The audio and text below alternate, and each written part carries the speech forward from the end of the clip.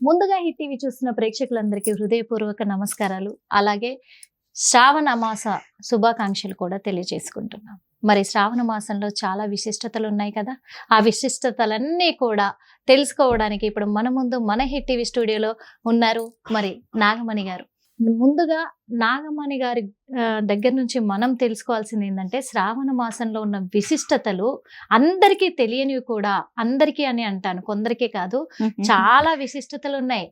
కొన్ని తెలుసు, కృష్ణాష్టమి లేదా వరలక్ష్మి వ్రతాలు, మంగళగౌరి వ్రతాలు, ఇవే తెలుసు. కానీ తెలియనివి చాలా ఉన్నాయి. అవేంటి అనేది కూడా తెలుసుకుందాము. ఎందుకంటే చాలా విశిష్టమైన రోజులు కాబట్టి, ఈ పాటిస్తేనే మనం ఆ పండుగలన్నీ ఎంతో ఆనందంగా జరుపుకోగలం కాబట్టి. అమ్మ, ముందుగా మీకు నమస్కారం. నమస్కారం అమ్మా.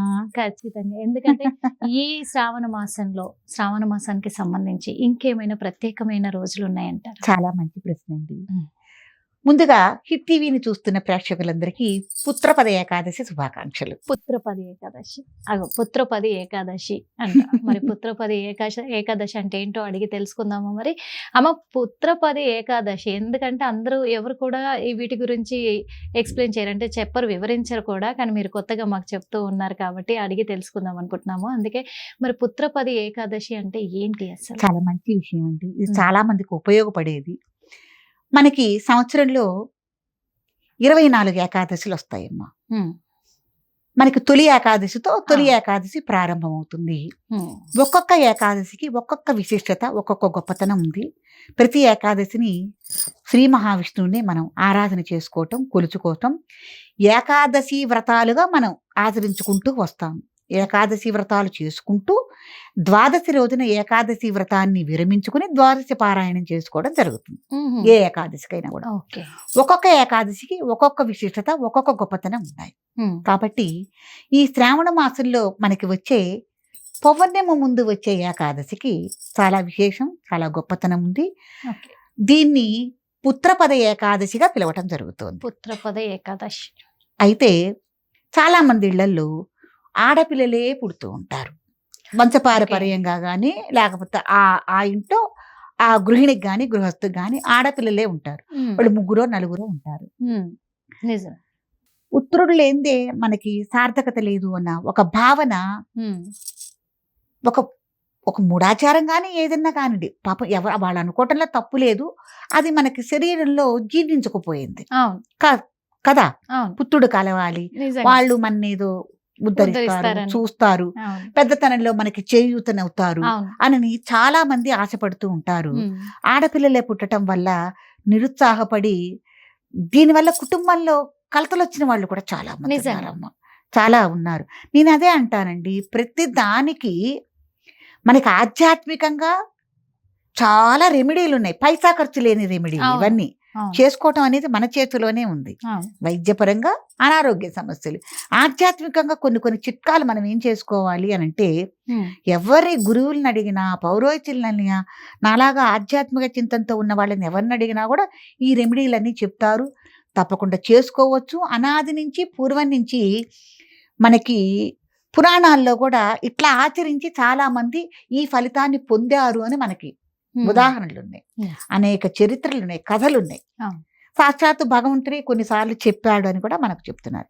కాబట్టి ఈ శ్రావణ మాసంలో వచ్చే పౌర్ణమి ముందు వచ్చే ఏకాదశికి పుత్రపద ఏకాదశి అని ఉంది.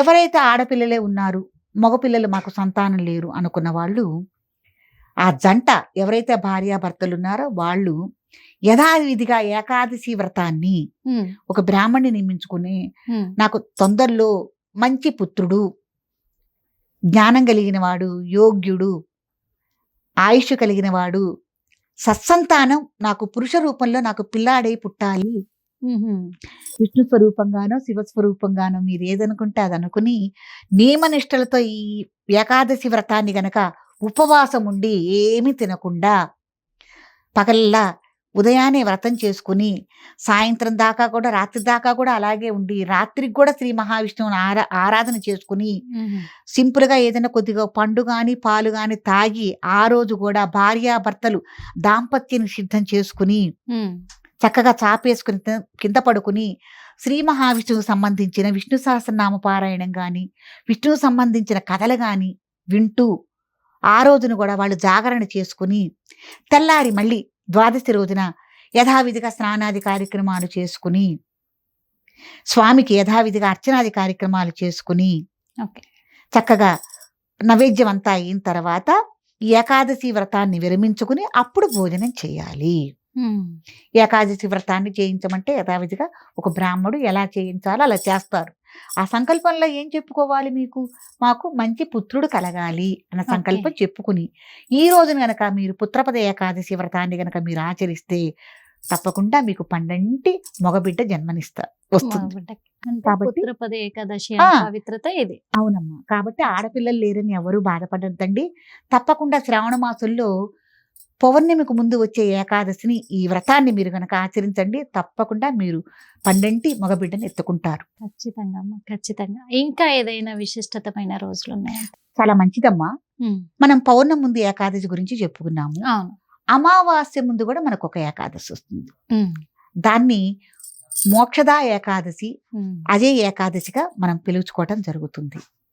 ఈ ఏకాదశి ఏంటంటే ఎవరైనా పూర్వజన్మలో కానీ ఇహ జన్మలో కానీ ఏవైనా మనం పాపాలు గనక చేసుకుని ఉంటే గనక ఆ పాప నివృత్తి కోసం మనం ఈ ఏకాదశి వ్రతాన్ని చేసుకోవాలి.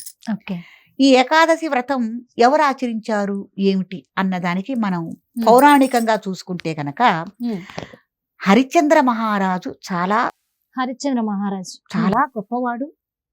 అసలు మనకి ఆది ఆయనే, ఆ మహారాజు. అంత గొప్ప మహారాజు, అంత దానం కూడా కలిగిన మహారాజుకి ఎన్నో ఈతి బాధలు పడ్డాడు. భార్యను కోల్పోయాడు, బిడ్డను కోల్పోయాడు. తనొక శ్మశాన వాటికలో కాటికాపరిగా ఉండి శవాలను కాలుస్తూ శవాల మీద వచ్చే వస్త్రాలని తను దానంగా తీసుకుని వాడుకునే ఒక దుస్థితికి ఆయన రావటం అనేది జరిగింది. కాబట్టి చాలా బాధపడుతూ ఉండేవాడు ఆయన. ఆ పని చేస్తూ కూడా ఏమిటి నాకు ఇంత దుస్థితి వచ్చింది అనని అట్లా ఒక్కోసారి ఆలోచనలు అలా ఉండిపోతూ ఉండేవాడు హరిశ్చంద్ర మహారాజు.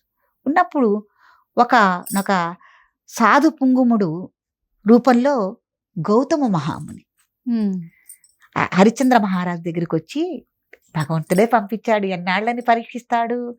హరిశ్చంద్రుడి యొక్క పరీక్ష కోసమే కదా ఇవన్నీ చేసింది. వేల వేయటం, బిడ్డను కోల్పోవటం, చంద్రమతిని, ఇవన్నీ భగవంతుడి యొక్క పరీక్షగా. ఎందుకంటే హరిశ్చంద్రుడు ఎప్పటికైనా అబద్ధం ఆడతా ఎంతవరకు అనని కదా, పరీక్ష కోసమే కదా. ఇక బిడ్డ కదండి. కాబట్టి భగవంతుడు ఏం చేశాడంటే గౌతమ ముని రూపంలో మహారాజు దగ్గరికి పంపించి, ఏంటి స్వామి, ఏంటి నాయన నువ్వు ఇలా దీనంగా ఉన్నావు, ఏమిటి నీ పరిస్థితి అని అడిగితే, నేను ఇలాగూ ఒకప్పుడు ఇట్లా మహారాజుని, నాకెందుకు వచ్చింది దుస్థితి అని చెప్పి హరిశ్చంద్రుల వారు అడిగారు. ఆయన గౌతమ మహాముని తెలియదు, ఒక సాధు పుంగముడైనా అనుకుంటున్నాడు ఆయన. అప్పుడు బాధపడుతున్నప్పుడు హరిశ్చంద్రుడు ఆ సాధువు చెప్పాడనమాట, ఆయన పూర్వజన్మలో చేసుకున్న పాపాలు, ఈ జన్మలో చేసుకోకపోయినా పూర్వజన్మలో చేసుకున్న పాపాలు, పెద్దలు చేసిన పాపాలు కూడా ఇట్లా వెంటాడి ఎంత ఉన్నత స్థితిలో ఉన్న వాళ్ళనైనా కూడా అధపాతాళానికి తొక్కేసి ఇంత హీన స్థితిని ఇస్తాయి. కాబట్టి స్వామి, మరి తెలిసే తెలియకో చేశాము, పెద్దలు చేశారు, ఎన్నో జన్మల్లో మేము చేశామని అంటున్నారు.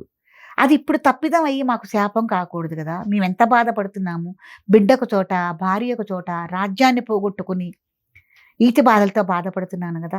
నాకు ఈ శాపానికి, ఈ పాపానికి నాకు నివృత్తి లేదా అని హరిశ్చంద్ర మహారాజు అడిగాడు. అడిగినప్పుడు ఆయన చెప్పారనమాట, శ్రావణ మాసంలో నీకు అమావాస్య ముందు వచ్చే ఏకాదశి, ప్రమోద ఏకాదశి, మోక్షదా ఏకాదశి అని పిలవటం జరుగుతుంది. ఈ ఏకాదశి రోజున నువ్వు యథావిధిగా శ్రీ మహావిష్ణువుని గనక నువ్వు కొలిచి సేవిస్తే, ఆ వ్రతం గనక చేసుకుంటే నీకు వెంటనే మంచి ఫలితాలు వస్తాయి, అన్నీ మళ్ళీ నీకు లభిస్తాయి అని గౌతమ మహాముని చెప్పారు. అంతే, ఆ రూపంగా చెప్పారు. గౌతమ మహాముని తెలియదు, ఆయన వచ్చారు. మంచి కథ, ఎందుకంటే ఈ కథ అందరు తెలుసుకోవాలి. అవునమ్మా, ఎందుకంటే సడన్ గా ఈతి బాధలతో డౌన్ అయిపోయే వాళ్ళు బోల్డంత మంది, డౌన్ అయిపోయే వాళ్ళు పక్కన పెడితే ఆ ఈతి బాధలు కొని తెచ్చుకునే వాళ్ళు ఎక్కువైపోయారు. అవును, ఉన్నారు. ఒకటండి, ఏదైనా ఒక పాపం చేస్తే ఈ రకమైన హింస బాధ పడతాము అని కూడా తెలియజేస్తుంది. అవును, నిజంగా ఎవరినైనా దుస్థితికి ఖచ్చితంగా. లాగుతుంది. ఖచ్చితంగా. ఏ తప్పు చేయకూడదు, అబద్ధం ఆడకూడదు అనని మనకి ఇవన్నీ చెప్తూ ఉంటాయి అన్నమాట. నిజం. కాబట్టి పాపం ఆయన దగ్గర ఏమీ లేవు కదా, అవును. కాటి కాపరి ఆయన దగ్గర ఏమీ లేవు పాపం చేయటానికి, వ్రతం చేయటానికి కూడా. అప్పుడు ఈ సాధువే ఆయనకి తగినవన్నీ ఏర్పాటు చేసి దగ్గరుండి ఆయన చేత ఈ వ్రతాన్ని ఆచరింపజేశాడు. హ్మ్. ఆచరింప చేయగానే వెంటనే భార్య వెతుక్కుంటూ ఆవిడ దగ్గరికి చేరింది. ఆ ఆ పరీక్ష ఎవరైతే దేవతలు పెట్టారో వాళ్ళందరూ కూడా ఇక చాలు పెట్టిందని చెప్పి ఆయనకు ఆశీస్సులు ఇచ్చి, కొడుకు కూడా చనిపోయాడు కదమ్మా, అవును. కొడుకు కూడా లేచి వచ్చాడు. అవును. కొడుకు కూడా వచ్చాడు, మళ్ళీ ఆయన రాజ్యం ఆయనకు స్వాధీనమైంది. కాబట్టి ఈ మోక్షదా ఏకాదశి ఈ వ్రతం గనక చేస్తే ఎవరైతే ఈతి బాధలతో ఉన్నారో వాళ్ళందరూ మళ్ళీ వాళ్ళ పదవులు కానీ అవును. వాళ్ళ సంపద కానీ అన్నీ వాళ్ళకి మళ్ళీ చేజిక్కి మంచి ఉన్నతమైన స్థితిలో ఉంటారు. ముందుగా వాళ్ళకి ఏవైతే చేసుకున్నారో పాపాలకి నివృత్తి కలుగుతుంది, పాపాలన్నీ తొలగిపోతాయి. కాబట్టి శ్రావణ మాసంలో వచ్చే ఈ 2 ఏకాదశులు కూడా ఎంతో ముఖ్యమైనది. ఈ వ్రతాలు తప్పకుండా ప్రతి ఒక్కళ్ళు చేసుకోవాల్సింది, ఎందుకంటే ఇవన్నీ సహజం. అవును. కాబట్టి ఏకాదశి వ్రతాన్ని కూడా అందరూ ఆచరించవలసిన మహత్తరమైన వ్రతం ఇది. ఖచ్చితంగా చూశారు కదా మరి. ఎందుకంటే మోక్షద ఏకాదశి ఒకటి, పుత్రపద ఏకాదశి, ఈ 2 కూడా శ్రావణ మాసంలో వస్తాయి. కాబట్టి శ్రావణ మాసంలో ప్రత్యేకమైన రోజులు ఇవి. ఎందుకంటే మంచి కథ మనకు వినిపించారు. మరి ఈ మంచి కథ కూడా ఎంతో మందికి ఇది ఆదర్శంగా నిలిచింది. ఆనాటి నుంచి ఈనాటి దాకా కూడా ఈ కథను ఎంతో మంది విన్న వాళ్ళు ఉన్నారు. కాకపోతే ఇప్పుడున్న ఈ కలికాలంలో మళ్ళా ఈ కథ ఒకసారి అవసరము అనిపించింది. అడగకుండానే మన ప్రేక్షకుల కోసం మరి అమ్మ వివరించారు ఖచ్చితంగా. ఎందుకంటే మనము తప్పిదాలు చేస్తే ఎలాంటి పరిణామాలు ఎదుర్కొంటామో దానికి నిదర్శనంగా హరిశ్చంద్ర మహారాజు కథనే చెప్పారు. మరి ఆ కథ కూడా వివరించినందుకు మనస్ఫూర్తిగా ధన్యవాదాలు అమ్మా మీకు. చాలా మంచిదండి. ఎవరు ఈతి బాధలతో బాధపడుతున్నాము, సడన్ గా మేము డౌన్ అయిపోయామని అనుకున్న వాళ్ళు చక్కగా ఈ మోక్షద ఏకాదశి వ్రతాన్ని చక్కగా చేసుకోండి. మీకు శ్రావణ మాసంలో అమావాస్య ముందు వస్తుంది ఏకాదశి. ఈ వ్రతాన్ని ఆచరించి మీరు ఈతి బాధల నుంచి బయటపడాలని కోరుకుంటున్నాను. హిట్ టీవీ యాప్, ఇందులో short news, live news, entertainment shows, movies, digital magazines తో పాటు మీ జిల్లా వార్తలను కూడా ఫ్రీగా చూడొచ్చు. ఇంకెందుకు ఆలస్యం, వెంటనే హిట్ టీవీ యాప్ ని డౌన్లోడ్ చేసుకుని ఫ్రీగా ఎంటర్టైన్మెంట్ పొందండి. Hit TV app. Hit TV app. Please download Hit TV app. Hit TV యాప్ని ఫ్రీగా డౌన్లోడ్ చేసుకొని ఎంజాయ్ చేయండి. మీకు నచ్చిన ఎంటర్టైన్మెంట్ కోసం హిట్ టీవీ యాప్ ని ఫ్రీగా డౌన్లోడ్ చేసుకుని ఎంజాయ్ చేయండి. హిట్ టీవీ యాప్ని డౌన్లోడ్ చేసుకుని ఆస్వాదించండి, ఆశీర్వదించండి. ఇంతమంది సెలబ్రిటీలు హిట్ టీవీ యాప్ ని డౌన్లోడ్ చేసుకోండి అని చెప్తున్నారంటే ఎంత మంచి యాప్ ఆలోచించండి. అమెరికా అమెరికా అమెరికా అమెరికాలో చదవాలనుకునే వాళ్ళకి విశ్వసనీయమైన పేరు మన శౌర్య consultancy. UK Law 1 Year Masters. UK Law 1 Year Masters. 2 years work permit up to 5 years visa. Contact Saurya Consultancy. Contact 89851 89851.